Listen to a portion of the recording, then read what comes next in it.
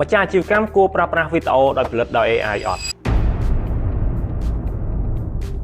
ឆ្លើយខ្លីទៅគឺយើងអាចប្រើបានតែបើសិនជាប្រើខុសយើងអាចបាត់បង់ទំនុកចិត្តពីអតិថិជន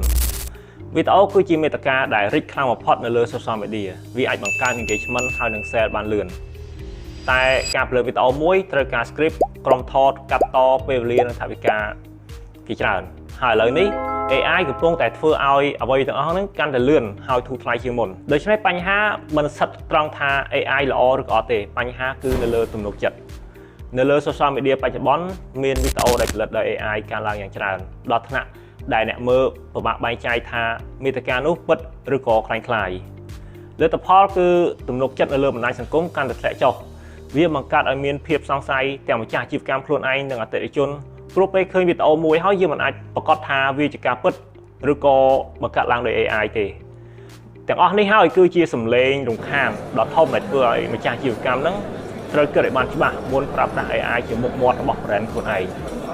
ដូច្នេះយើងត្រូវសួរវិញថាតើគួរប្រើប្រាស់ AI នៅត្រង់ណាដើម្បីបង្កើនប្រសិទ្ធភាពដោយមិនបំផ្លាញទៅលើទំនុកចិត្តទីមួយគឺយើងត្រូវដឹងពីចំណុចខ្លាំងនិងចំណុចខ្សោយរបស់ AI ចំណុចខ្លាំងរបស់ AI ទីមួយគឺលឿនងាយបត់បែនតាមតម្រូវការរបស់យើងកាត់បន្ថយពេលវេលាបង្កើតគំនិតបានច្រើនប៉ុន្តែ AI ក៏មានចំណុចខ្សោយដែរมันមាន authentic experience มันអាចបង្កើតអារម្មណ៍និងផ្ដល់នូវទំនុកចិត្តដូចមនុស្សបានទេនេះជាលក្ខណៈមួយចំនួនដែលយើងអាចប្រើប្រាស់ AI ជំនួយបានទីមួយគឺយើងអាចប្រើប្រាស់ AI footage ដើម្បីបំពេញ B-roll ទីពីរយើងអាចប្រើប្រាស់ AI ជា draft script ឬក៏យើងប្រើប្រាស់ AI ដើម្បីជួយកាត់បន្ថយទៅលើ production cost ទៅលើផ្នែកណាមួយដូច្នេះយើងគួរសម្របខ្លួនទៅតាមបច្ចេកវិទ្យាតែទំនុកចិត្តគឺជាអ្វីដែលអាជីវកម្មអាចរស់រានមានជីវិតបានយូរ